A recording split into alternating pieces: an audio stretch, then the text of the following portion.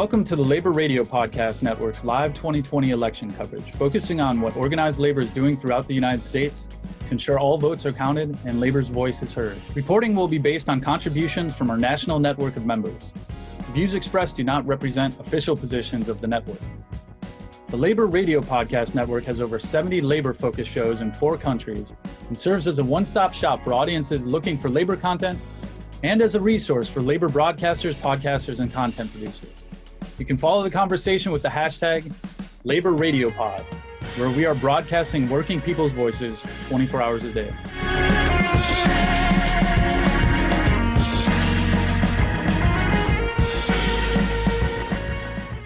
Follow the conversation with the hashtag LaborRadioPod, where we are broadcasting working people's voices 24 hours a day.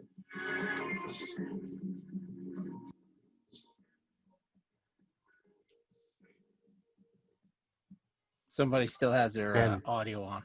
Yeah, I think we've got some double audio going there. Echo, that's all right. Probably me. There we go. Sorry.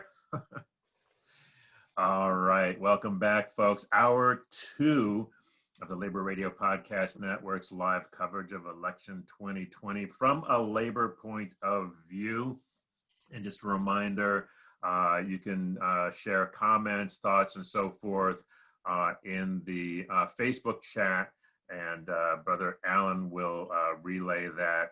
And do we have anything to share, Alan? I should ask you that. We do not yet. Comments have been pretty quiet. All right.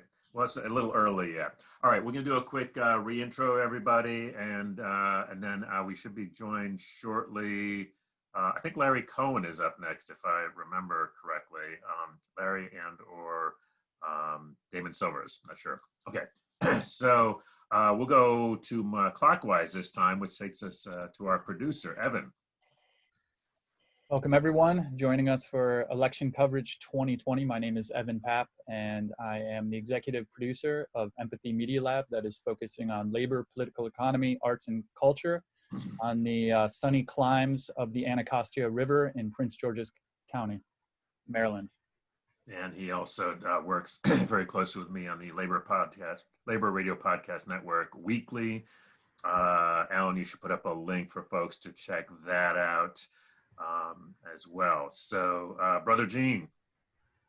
I'm in Dallas, Texas, where I do the Workers Beat program at 9 o'clock Central Time every Saturday on knon.org.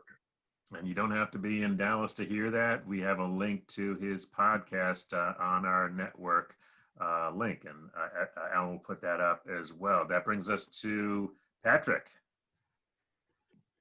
This is Patrick Dixon from the Labour History Today podcast. I'm the opposite side of the Washington Beltway from Evan in Arlington, Virginia. Okay. Continuing clockwise, Harold. Wow, so you got both sides of Washington, D.C. represented. That's pretty impressive there, guys. I am from the Washington that is on the other side of the country from Washington, D.C. Harold Phillips, co-host of Working to Live in Southwest Washington, based in Vancouver, Washington. Glad to be here. So in D.C., Southwest Washington has a completely different connotation. I do not doubt that. Okay. Alan, you're up next. Hey, everybody. Alan Weirdak here from Labor History Today and the Cool Things in the Media Archives podcast, coming to you from Olney, Maryland, in Montgomery County, about 40 minutes outside of D.C. And then over to Jeremy. Jeremy Waugh, host of the Break Time Breakdown podcast, affiliated with the Sheet Metal Workers Local 110 and the Smart International Association, Sheet Metal Air, Rail, and Transportation Workers. Did I say Louisville, Kentucky? No, you have now. We're a few miles away from Mount Washington, Kentucky. If that helps with all the it does. We all want we're all connected. Here inside the Beltway, we feel like it's all Washington all the time. So it all works. Tell us a bit about SMART, if you would. The sheet metal, air, and rail transportation Yeah, so SMART International Sheet Metal Air Rail and Transportation Workers, and I'm affiliated with the sheet metal division of SMART. And so before we broke to the top of the hour, Evan was asking what is a sheet metal worker, and we had this discussion previously. And man, that is such a tricky question because it's some of my brothers and sisters will joke that it really depends on what day it is to describe what we do, because it's such a broad craft. And this might come off as a hot take, but this is my personal bias showing. But the construction trades used to be referred to as the skilled trades, the union construction trades. Used to be the skilled trades. Now we're referred to as the building trades. And I believe that's because the sheet metal workers are the last of the skilled trades. So I'll just throw that out there if anybody wants to fight me over it. But my reason for that is we're the last trade in the amongst the building trades that we make everything that we work with. So anything that we install or use, we pretty much make it. And we're the only ones that do that. We take a flat piece of metal and make it into whatever we need it to be. Oh, right. Yeah. No, actually, the SMART, the podcast from SMART that Mike Blaine works on, one of my favorite parts of that actually is the beginning. They've got a great soundscape that they did where you hear, because another, I think it's called Tin Knockers, right? Well, wait. So I know the Tin Knockers are somebody else, right? No. We can call each other Tin Knockers. I bet. Yeah. No. Okay. Yeah. If you do the sound, when you hear the sound coming into that, you realize what that name comes from. Because when I first heard it, it was like this really loud bang, and like what, and so you must always wear know, like headphones or earplugs or something, or maybe you're just all deaf. Yeah, it's a combination of both. We usually get around to remembering our earplugs after after the ringing is nonstop. But yeah, no, Tin Knocker is definitely a term of endearment, I would say, for most of us. You always know where the sheet metal workers are because we let you know. You hear us. You're coming. Hear them coming. All right, we have been joined by none other than Larry Cohen. Larry, let's get your camera adjusted down a little bit there. Hey, there we go. Yeah, I want to see all of Larry. There we go. put something in there. Hold on. Hey, Chris, while Larry is getting things adjusted, you went around and had us introduce ourselves. I don't think you introduced yourself, did you? I did not. Thank you for catching that. I am, as far as I know, it's early yet, but Chris Garlock. For the purposes of this broadcast, I'm the host of Union City Radio, also Your Rights at Work on WPFW in Washington, D.C. Thank you, Harold. All right, there we go. Now we've got a nice view of Larry and a great poster in the background. I like that, Larry. So yeah, Jacob Lawrence. I thought that might be, did you hear about the recent Jacob Lawrence that they found in somebody's apartment, like across the street from the Met? It was a fascinating story. Yeah, I did hear about it. It was a great story. Raising stuff. But listen, we could talk art on another show, but we had Larry's former president of the Communication Workers of America, and just a whole bunch of other things. I was trying to think of what, for the purposes of this, you're still chairing the board of Our Revolution, am I right? Yes. Yep. That's good. Okay, cool. So, big Bernie fan, and I'm just, we have a lot to talk about. Let's put it that way. First of all, what are you hearing and seeing on this election night 2020? Are you feeling, how are you feeling? I'm feeling good. I mean, you don't want to be overconfident given what's at stake, but I feel like, at 7 o'clock, we're going to start to see some good results, even from Florida. Mm-hmm. And polls close in a bunch of states at 7, Florida, Vermont, some other southern states. And, I think it's going to be good. I'm not saying for sure we'll win Florida, but I think it's going to be close enough to predict the win in general. So we asked this, we had Harold Meyerson on just a little while ago, and we were asking, Harold if, Joe Biden wins, is this going to be, you know, the second coming for labor, and we can all just, you know, party on, and it's all going to be wonderful? Is that it was a little, as you can imagine from Harold, it was a complicated answer, but I wanted to ask you the same question and then open it up to my colleagues here. Yeah, sure. So the Senate is key. Otherwise, you're left with, you know, what we had for 8 years, trying to get executive orders. And in the Senate, you know, if I had to predict, I would say there'll be 50 Democratic senators, so no margin. The vice president breaks the tie. It could be 51. And the key will be a different approach to the rules of the Senate, that the Democratic caucus can't stand by and expect to get Republican supporters to put a bill on the floor. The Senate, as most of your viewers and listeners know, only requires a majority. We still there? Yeah, we're here. Yeah, you're good. I think, yeah, we're good. Yeah. Evan, just watch the mute for some other folks. I think we had some audio from Ben, but go ahead, Larry, you're good. Yeah, the Senate requires a majority to pass a bill, but requires 60 votes to put the bill on the floor. The greatest contradiction of any parliamentary body in the world. So, and we went through this as labor before with the Employee Free Choice Act and even with the NLRB confirmations in the first Obama term. And we better not go through the same thing again, which is wait and wait and hope, or pray and pray.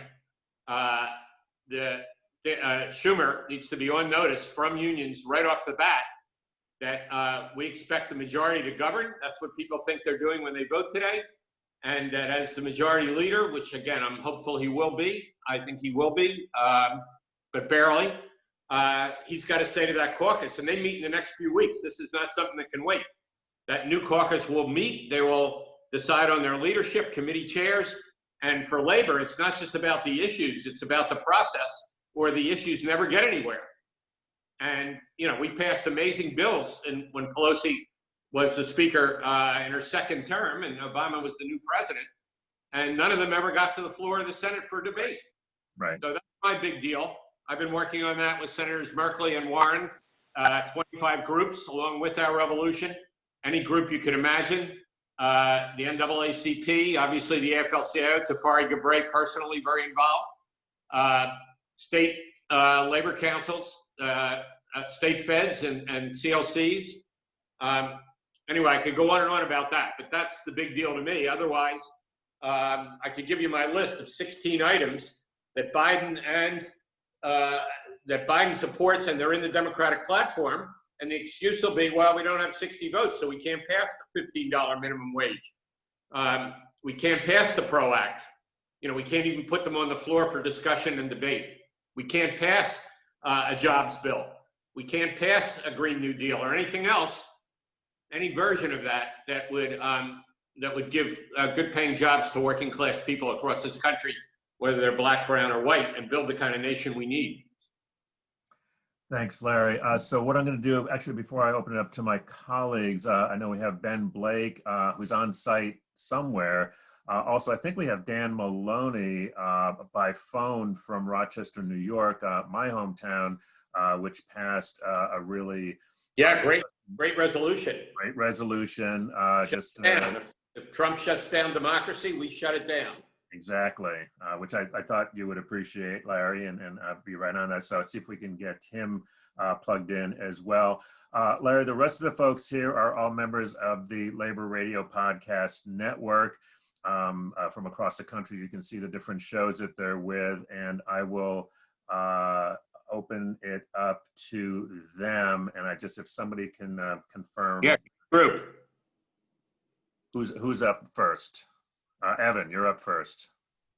Larry, thanks for joining us. I was on a call a couple weeks ago for Our Revolution Maryland, where Representative Raskin was on the call as well. And you were very militant on the fact that we need to push the Democrats, and we need to make sure that no matter what happens after this, we keep the momentum going. We don't go back to sleep. And there's a lot of people that have had PTSD this last 4 years, and all they want to do is rest. And what's the formula to keep the pressure on and to keep the cohesion when we're each going to have our own little policies that we're going to want to pass, but to make sure that we keep moving as a united front.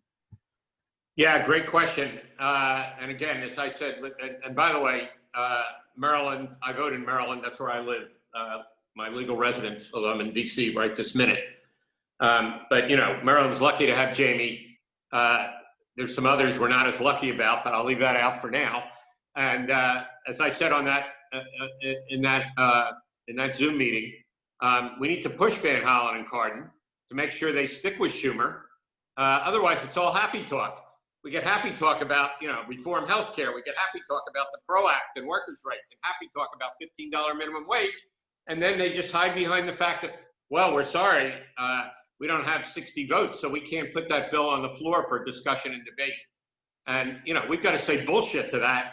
And we got to say it now. We don't wait till January, because the Senate is going to organize itself now. And again, what keeps people together is no matter what brought you to this moment, fighting Trump, immigration bill, Casa of Maryland, very big on the Senate rules thing. Whatever brought you here isn't going anywhere unless we're all united around, you know, that the Senate must work with the majority. McConnell, on anything he cared about, skipped over the 60 votes, Supreme Court nominations. He lost by 1 vote, but repeal the Affordable Care Act.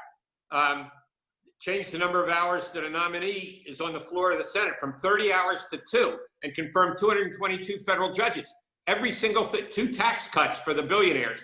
Everything he cared about, he got done with a majority. He never had 60 votes. We better not hear from Democrats now, particularly the minority leader, hopefully majority leader, Schumer, that, well, you know, we have to wait and see. There's no time to wait and see, especially now with this pandemic, with record unemployment. We're at the bottom of the world. You're all labor journalists. We're at the bottom of the world on workers' rights. We wait and see as Chile fixes their rules last week. We wait and see as Bolivia has another worker government. We wait and see as Argentina has repudiated the right-wing government of Macri and now has basically a working-class government. We wait and see as all of Europe has sectoral bargaining, and they're all, you know, I'm not saying the unions are strong in every country, but at least they have the right to bargain. How long are we going to wait and see? We're done. We need to go now. And that means for all of us on this call, particularly, that means we win tonight. We see that we're going to have 50 Democratic senators. That's enough. And then we got to go right at all the Democratic senators to say, it's time for action. As my great grandmother said, I grew up in her house. I'll watch your feet, not your mouth.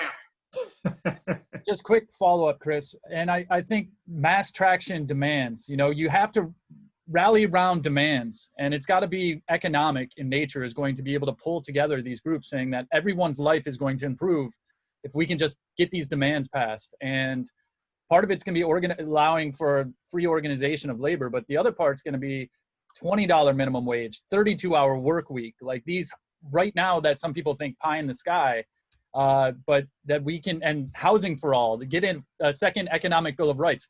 Specific demands is what I think can bring us together, and it's got to be economic as well. Absolutely. Perfect. I'll open it to other questions, but I have a sort of a communication question for you, Larry. As I mentioned, you know, these are all members of the Labor Radio Podcast Network. We've actually got, I think, Harold, correct me if I'm wrong, but I think we have 73 members of the network now.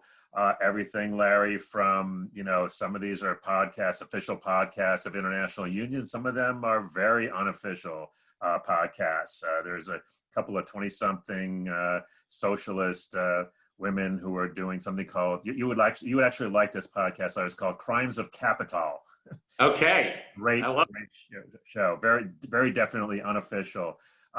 But as you know, former president of communication workers, but you know, we haven't had this sort of national platform before, and frankly, we're sort of figuring out as we go. Do you have advice for us as we're sort of making our way forward here? Yeah, my advice is what you've already done is remarkable. I didn't realize it when we exchanged emails this morning. This is an awesome network, and you know, my friend and it makes me sad even to mention his name, Larry Hanley, who is president of ATU. He dreamed of what I'm looking at here. He would have done anything to have seen this, and this is what he wanted. and he was way ahead of us on that one. But I'll take advice from all of you about what I should be doing. I'm not giving any advice. It's great that you're together, and I really, I'm very moved to see this. I didn't realize. You'll probably be getting invitations to be on all these shows, so keep your schedule clear. For sure. I don't have a question, just a quick comment. This is Jeremy from Breakdown Sheet Metal Worker out of Local 110, Louisville, Kentucky. Larry, you got me fired up, man. You got me super fired up, and so thanks for that. That whole 60 vote super majority bullshit, like this last session they showed us for sure it doesn't matter. None of that stuff matters. And when we get control, we got to ram it down their throats. I'm 100% with you, man. We got to force the issue. Yes. Yeah. No repeats of 2009 to 17, right? No repeat. We've seen that. I have a question for Larry coming from Texas. There's going to be a lot of pressure over the next few days saying that we must go beyond the limits of the electoral system. How would you respond to that? So when you say the electoral system, tell me exactly what you mean.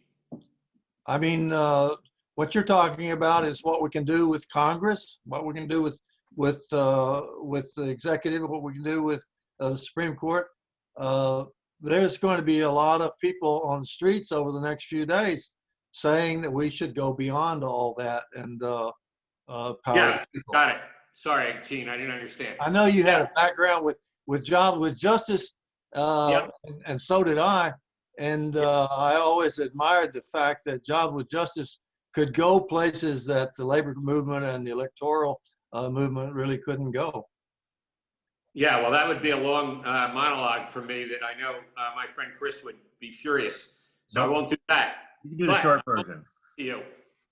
So in our revolution, we talk about it as a triangle. The base of the triangle is the issue campaigns, the street, the organizing around the issue, right? It could be a local issue. It could be a state issue. It could be a national issue. It could be a working class issue. It could be immigration. They're all related, right? When we forget that, we lose them all. But one side of that triangle is elections. And, the other side is building political parties, independent or Democratic Party, which is mostly what I do, changing it, like in Texas, my friend Hightower is involved doing, and a lot of other people. But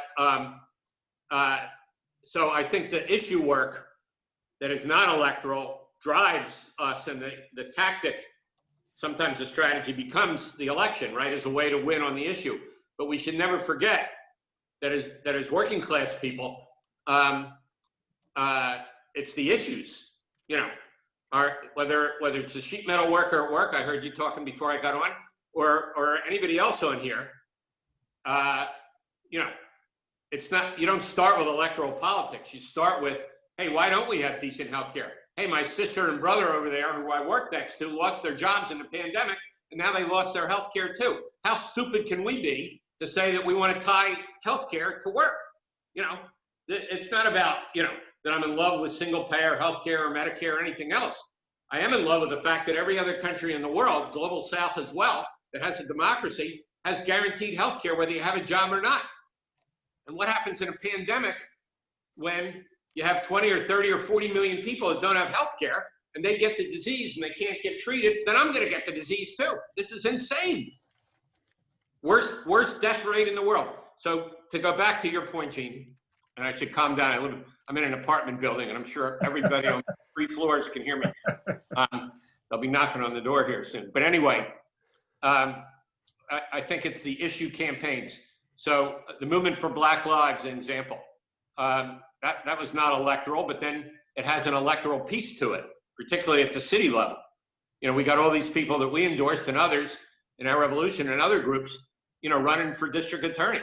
And you see in my hometown of Philadelphia, Krasner winning, who's a progressive district attorney, made a difference when the police, and I grew up with those fucking cops, and excuse me if I offended anybody, I didn't really mean to. Go for it, man, go for it.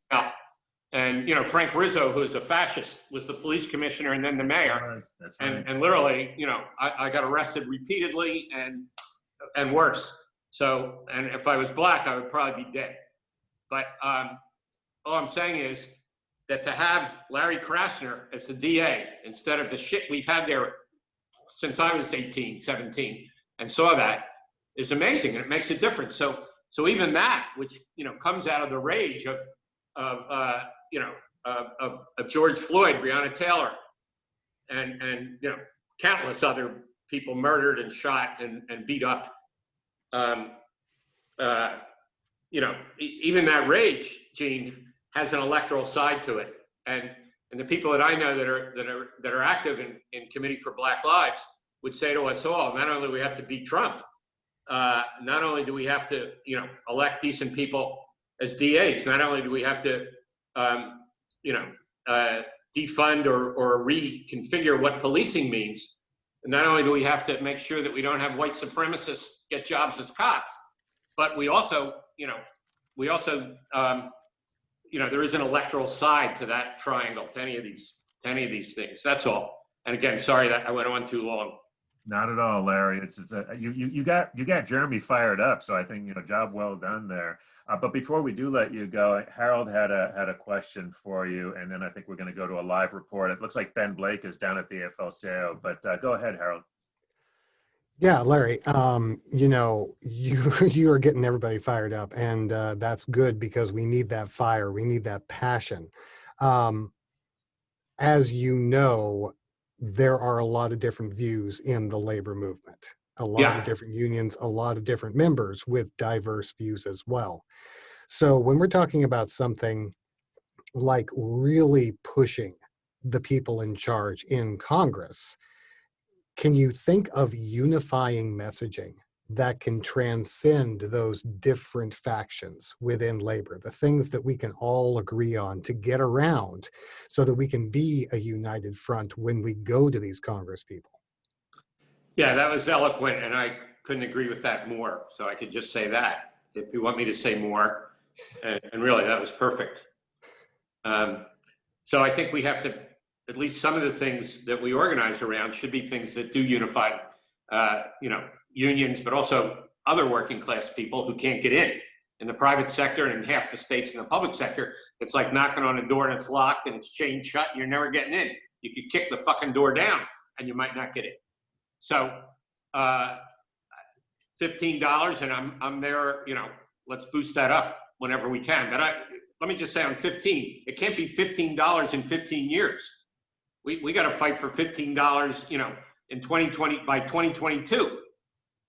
And that's a huge difference, even with this unemployment and pandemic. And we got to remember that. You want to stimulate the economy. That's economic jargon. But, pay people all at least $15. The PRO Act, these are things that will unify. Decent trade policy. We got to say to Biden, no, we don't want Rahm Emanuel. That's a rumor I heard. Rahm Emanuel, this is a serious rumor as U.S. trade representatives. Let's make sure we get somebody worse than Lighthizer. Lighthizer is the best we've had in my recent lifetime. That's Trump's trade rep. We got to be honest here. Now, that doesn't mean that Lighthizer is going to stay, but we better get somebody who's going to get rid of the corporate trade deals. That will unify labor, and that did unify labor. I mean, I worked on Employee Free Choice Act. I worked to fight the TPP. We had labor unified on that, $15 minimum wage.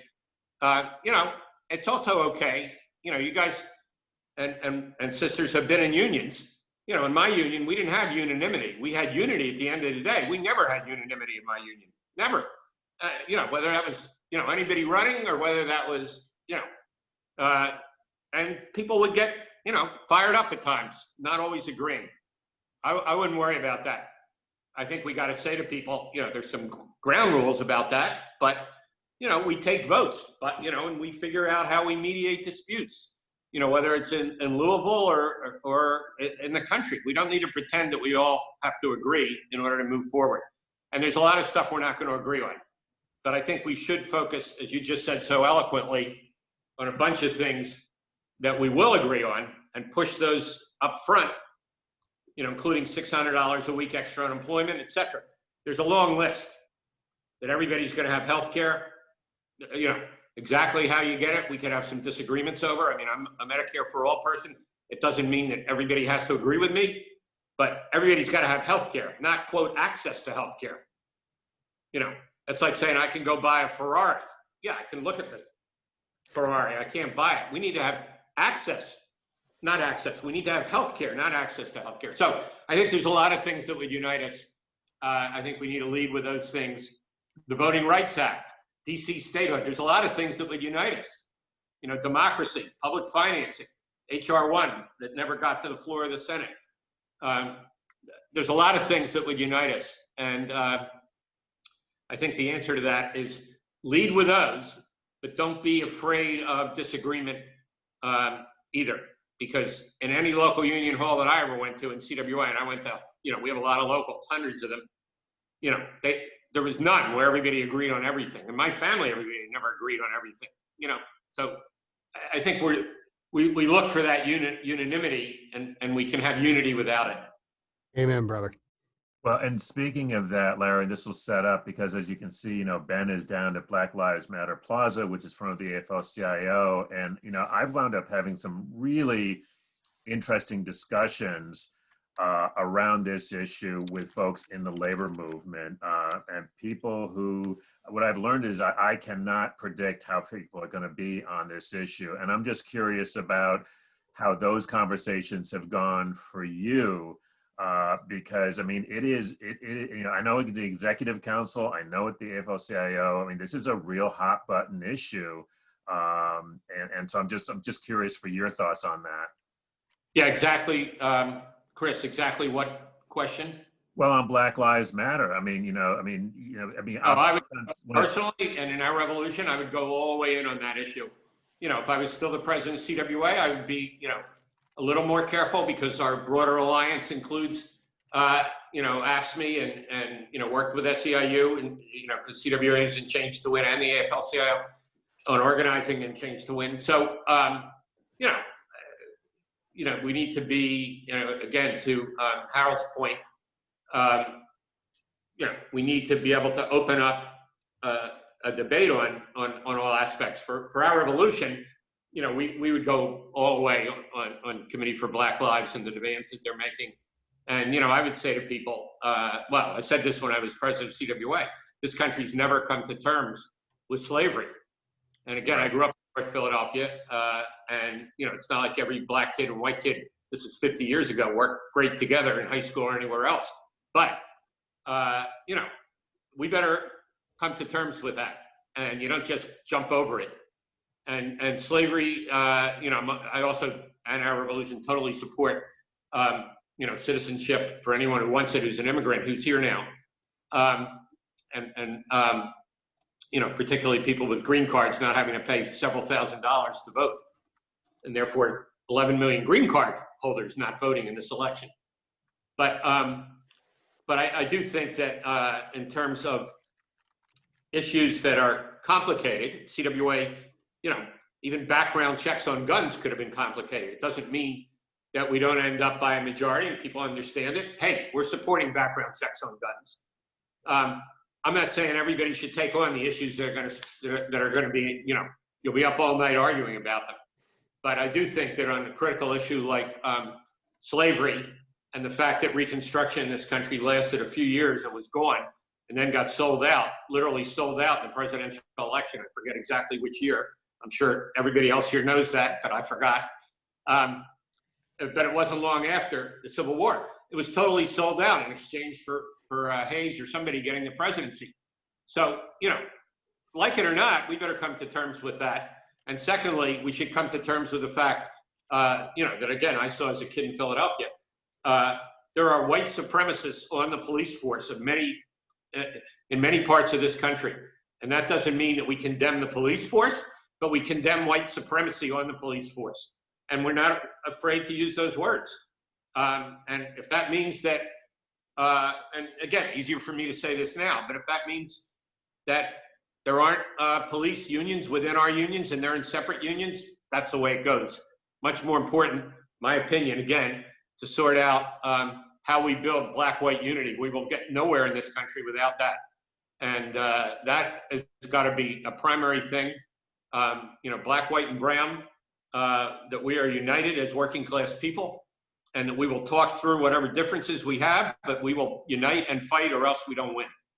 You know, Larry, before you came on, we were talking about setting up a podcast where a bunch of union members pour themselves a drink and talk to each other. Sounds like some of the conversations people could have over a beer, right? Absolutely. And they got to agree to ground rules, right? Just like we always have. And the ground rules are you could raise your voice, but you're not raising your fist. There you go. There you go.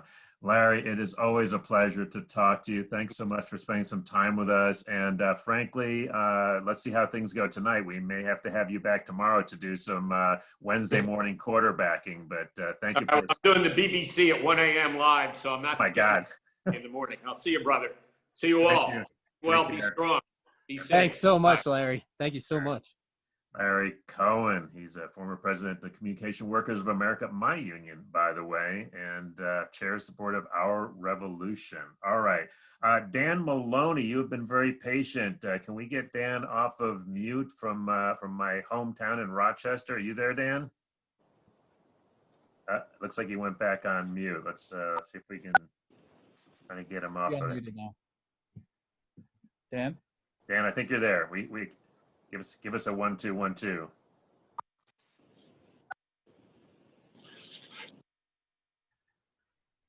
I think he's on his phone, so he's going back and forth. All right, while we work on that, Dan, just get yourself off. I think you're off mute there, Dan. Hello, Chris. Oh, there he is. All right, Rochester, coming in loud and clear. Hey, first of all, you guys got any snow up there yet, or is it still a little early for that? No, there was some snow this morning, just light flakes, nothing major. You know, we love the snow up here. It's jobs. People plowing it and removing it from the streets. There you go. Yeah, I'm probably going to be heading up there, the positive. Pretty soon, actually. Y'all went and changed your rules. You had that real strict quarantine thing, and now as long as I get a clear test, I can come on up and see my dad, see how he's recovering from that hip surgery. So you may see me sooner rather than later. It'd be our pleasure. All right. Hey, listen, appreciate you hanging in there. I wanted to, we were talking a great deal yesterday about the resolution that the Rochester Labor Council passed on a general strike. And, you know, first of all, I wanted to let people know what that was, but then I want to get your take on how things are looking. But go ahead and tell folks about your resolution. Sure. That was the Defending Democracy resolution, and the heart and soul of it is if today, when the American people speak, after all the votes are counted and certified, and Biden's the winner, as we all expect and hope and pray, that Trump has so far refused to state that he will accept the results of the election and you know, a peaceful transition of power to occur as has since the beginning of this republic. So if that's the case and Trump refuses that transition of power, we're going to force his hand. A national general strike gets capital on board, right? You shut down the economy, and those people, those wealthy elites that, for lack of a better term, own those politicians in Washington, right? That gives us the political clout that we need to make him leave office. Because, you know, all the working folks, we already know where we stand. And, you know, Trump's a guy that'll definitely spit in the eye, put his thumb in your eye. He doesn't care what you think. He'll do what he wants to do. Well, it's time for us to remember where the power comes from. So the power of the corporation, the power of this economy is on the backs of the working folks in this nation. And we need to take that power back. And this is one way that we can do it. So the resolution was written to allow Washington, the AFL-CIO, the national AFL-CIO, to call for a national general strike. Most of the major unions are represented on that national council. So we're just hoping that labor can find its groove in the moment when, like we've been hearing about, strikes are ratcheting up. The Black Lives Matter movement, there's been a whole lot more folks on the street ready to take back our nation. And we thought we should jump on this train and let people remember who we are and where that power rests. So, you know, we've used the power of the strike over the years as a negotiating tool to get the fair share of the pie that we bake as workers. Well, in this case, we could use that tool to reclaim democracy And I tell you what, it feels good to hold the high ground, the patriotic high ground that, you know, the conservatives have been trying to grab hold of for all these decades, wrap themselves in the flag and act like they're more American than everybody else. And it's just not the case. So this is our opportunity. And, you know, we're happy it passed unanimously. It's getting legs. A lot of other labor councils and other progressive groups are jumping on board and passing similar resolutions. And so it's been encouraging. I actually had a reporter, podcast reporter from Sweden hit me up last Friday on this issue. So it's going global. Well, I wanted to ask you, I of course know about Rochester. It's where I, grew up and my family's there, but, were you at all surprised when it kind of went viral and others, labor councils started picking up and you started getting, calls from around the country and around the world? No, it wasn't surprising at all. Like I said, it's encouraging. Mm-hmm. And I'm just really happy that folks, remember who we are. I don't think that the powers that be in the AFL-CIO were real happy about it. But, we've been, obviously. I can confirm. But we've been talking about this for, a long time, that, we sat by when Patco went on strike, and there's a lot of reasons for, what happened. They endorsed, at the time, Ronald Reagan. They didn't call for help. They wanted, some people say, to be on their own, whatever it is. We should have jumped, came to their defense at the time, but it was the beginning of the end that we didn't. And, that's the bottom line. The power of unions are working together and for economic and social justice. So it doesn't matter any of the little infighting, that we didn't take collective action at that time. And there's been some subsequent actions we should have taken.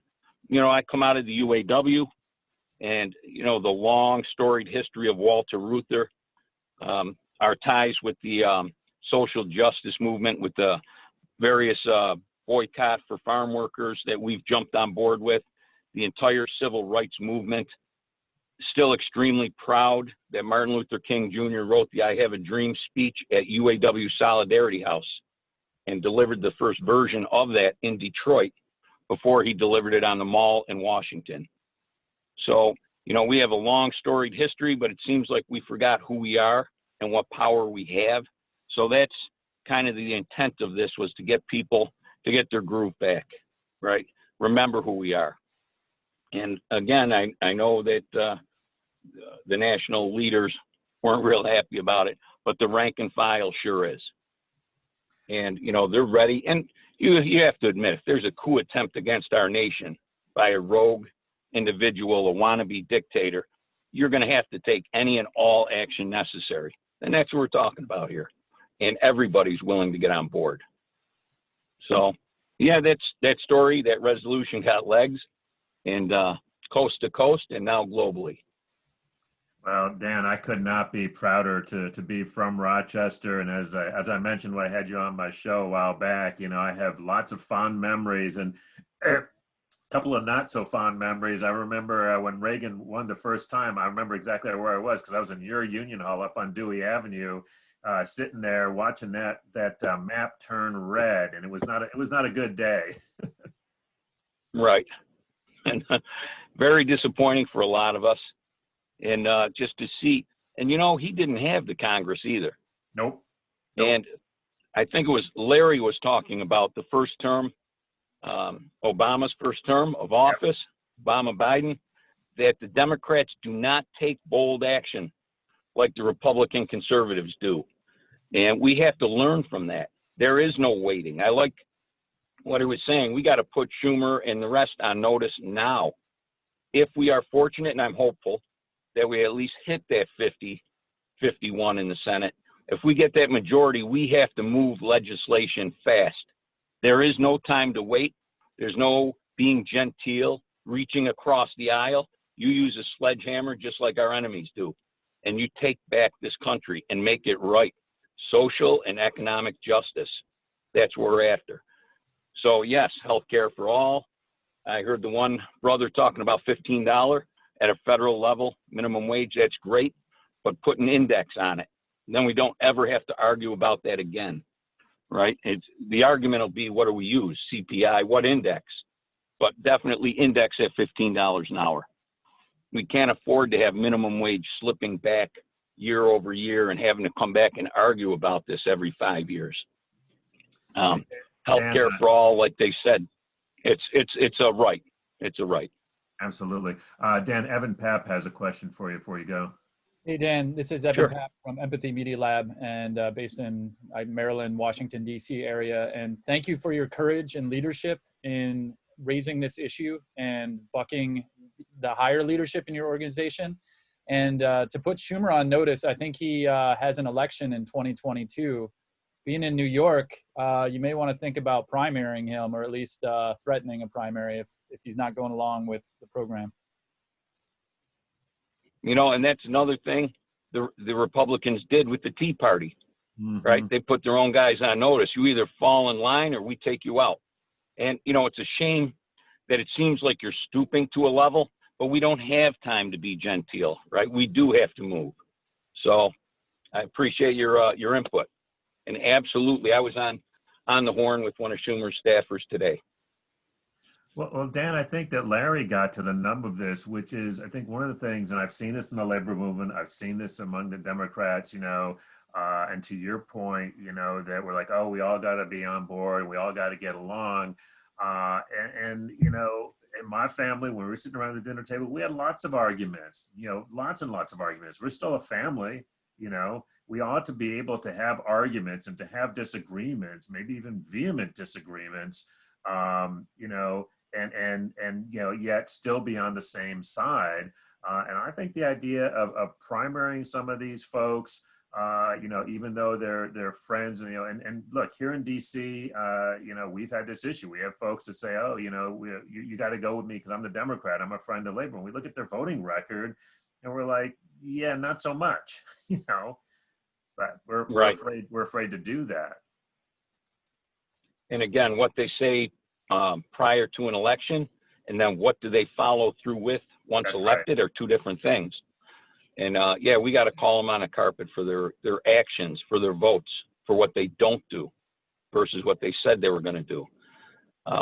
Yeah, and there's other stuff. The trade laws, that was a huge one for manufacturing firms like I work with, right? That we have, you know, given that away, our jobs. And I believe, we sold out democracy. We're propping up communism in China with our dollars, so a few fat cats get really wealthy and the rest of us suffer. And none of those workers in China are really better off, as was witnessed by those suicide nets around that high-tech firm. It was on 60 Minutes report. It's like the old mining towns. They're hot bunking after working 12-hour shifts, 16-hour shifts. They really aren't any better off for their labors in China, and a very repressive regime. But we are propping them up with our dollars due to our trade laws. So that has to change as well. And solidarity around the globe would help. And it's been great talking with you. Keep up the great fight up there in Rochester. And like I say, when I get up there, I'll hit you up, and we'll have to go see what's going on in Rochester. All right. All right, Chris. Always a pleasure. Appreciate it. Take care. That's Dan Maloney. He's the president of the Rochester Labor Council and also of the UAW Local 1097. All right. I believe we still have Ben Blake. If we can, I think he's down at Black Lives Matter Plaza, which is also where the AFL-CIO is, if I'm not mistaken. So let's see if we can get Ben on the horn here for a live report from Black Lives Matter Plaza. Harold, I see you're back from Washington State. I'm back from Washington State, in Washington State, and I just thought it was worth mentioning that we are about 10 minutes away from many polls closing. Yes. So the election reports are going to start rolling in. I think it's important that we remind everybody that no matter what you see in terms of election results, they are very early. So if you start to see Trump is up by 36, Biden is up by 47, Remember, there are a lot of absentee votes. There are a lot of mail-in votes that have yet to be counted. Don't start to hyperventilate. Don't crack that bottle of bourbon that Jeremy's got sitting there next to him. We've got a long time to go before we have any definitive answers here. Right, but there are some small victories that we need to take into account. For instance, the Kentucky poll is closed at 6, and normally when the polls close, like at 7, they normally close at 7, and so at like 10 to 7, they're already calling it for the Republican. This is usually how it works in Kentucky. Oh, wow. However, we're almost an hour in, and for the first time that I can recall, Kentucky is shaded blue on the map because Biden's in the lead. Not that it means anything; it's not going to hold, but just the fact that Kentucky right now is blue. It's a moment. It's a moment. It's a small victory. Hey. Well, by the same sweet. token, New Hampshire is currently shaded red because Trump is leading in New Hampshire. But as many election pundits have pointed out, a lot of Democratic voters are expected to have voted by mail, and a lot of Republican voters are expected to do same-day voting at the polls. So again, these are very early results. Don't go crazy looking at this stuff, folks. Thank you, Harold. Evan, I think you have a comment from our Facebook feed. Am I right? Yes. Leah Lewis asked during Larry Cohen's presentation, can we find another word for white supremacy? And Leah Lewis is a friend of mine. I actually lived with her and her brother at 1403 Meridian Place in Columbia Heights, Washington, D.C. a long time ago. So Leah, thanks for joining us this evening. My personal view is that white supremacy is just not strong enough of a word. I think we should be using words like, when you start getting into the word fascism, it's already built in that there's racism, misogyny, bigotry. And if you're a really bad fascist, then you're probably a Nazi fascist. And the idea of fascism, I think, is about power. So a lot of the white supremacy is actually trying to support these built-in power structures, which I think are very much related to fascism. And I think the Ku Klux Klan was one of the first manifestations of fascism in America as a response to failed Reconstruction. But that's where I go when I talk about some of these groups. I call them Nazi fascists or fascists. I also don't like the word white supremacist, though they are racist inherently by being a fascist. So I guess one of the things that I would throw out, and I think this is a good discussion to have, although we have 8 minutes for this piece of it anyway, so we're not going to get too far with it. My concern is that when we use words like fascist or white supremacist or racist or, you know, any of these, what I have seen happen is that people shut down. So, you know, the argument that it is an accurate word to use is, to me, secondary. I mean, we're all communicators, you know, by definition of being, you know, part of this network, we are communicators. And I find that it makes it difficult to communicate with people, you know, even if they are saying racist things, which means that they are, you know, likely a racist. But if you call them a racist, it becomes difficult to have that conversation. So that's just an observation. I'd love to hear what other folks have to say about it. I guess to chime in, I mean, I don't know. I think you call a spade a spade. If you're a white supremacist, you should be called a white supremacist. I think there are other words to be used in terms of using, you know, fascist or Nazi. I think that there's relations there and intersections, but I also think that they are their own thing. Like, I think overlap, but also that they're separate terms with separate meanings. And I think we should be mindful of that. But the problem is that, you know, let's take white supremacists. My guess is that most white supremacists don't think that they're white supremacists, right?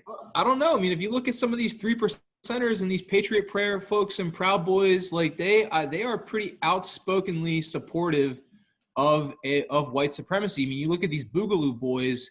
You know, one of their goals, I think about the historian Kathleen Bellow, who wrote this book Bring the War Home, that basically looks at the rise of white nationalism after Vietnam. And essentially their whole goal is this transnational white ethno-state.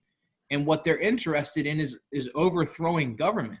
Whereas, fascism is kind of like a government first approach, whereas these Boogaloo boys have a more race-based first approach that intends to overthrow government to get this white ethno-state. So, yeah, guys, if I may, living in the Pacific Northwest, which has been alternately considered the homeland for many of these white supremacist groups, whether you're talking about Caldwell, Idaho, or the state of Oregon, close to when it was founded. I think there is explicit white supremacy. Absolutely.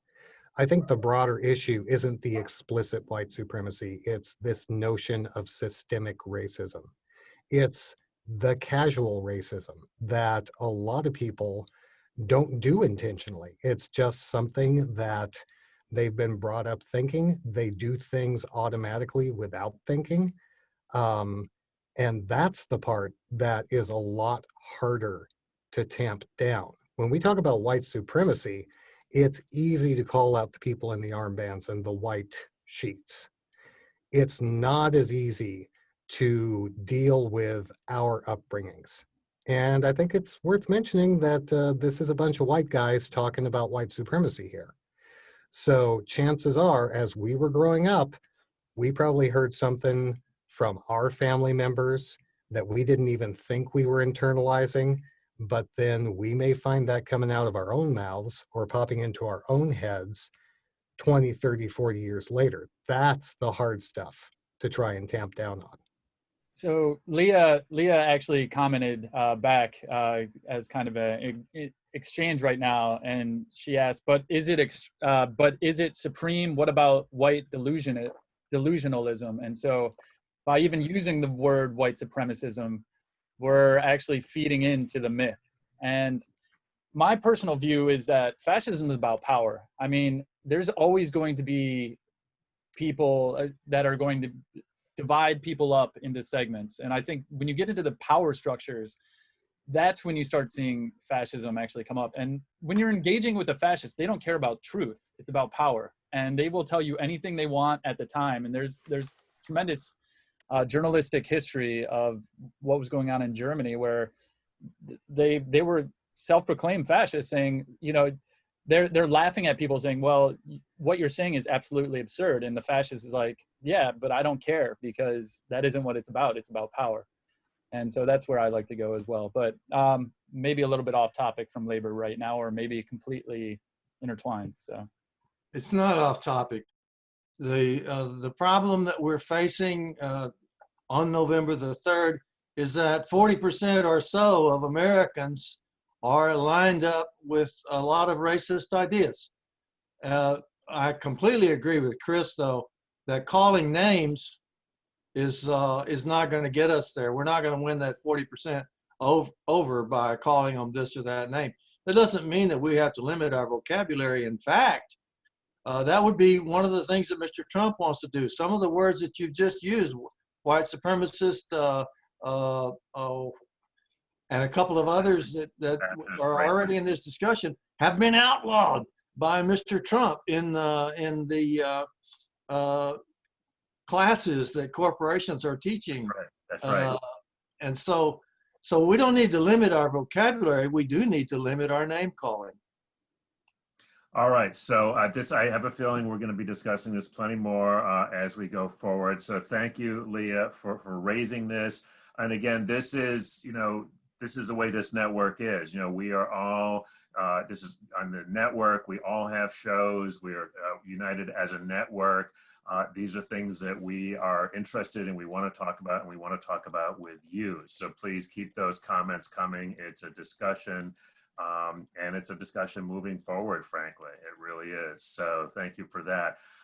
All right. So we're at the top of the hour. This is going to move into hour 3. And I am going to step away for a few minutes. Actually, Liz Shuler is going to be joining us, I think around 9, and I just have to iron out some details with that. So Harold is going to take over the anchoring duties, and I believe that Evan is going to fire up some videos. But everybody stay tuned, spread the word. We are getting into the serious, when I worked in restaurants, what we used to call the weeds. I believe we are getting right into the weeds now. It's a good place to be. It's a good place to be. So over to you, Evan and team.